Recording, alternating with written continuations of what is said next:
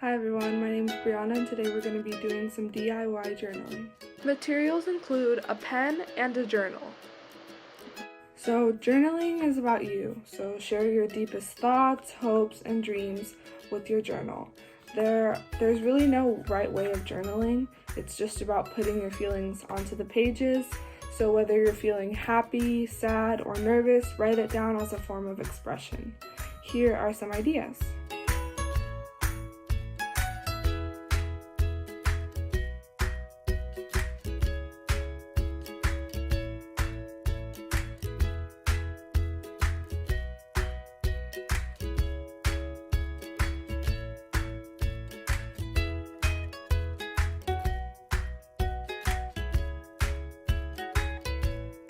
Check out the links below for more inspiration.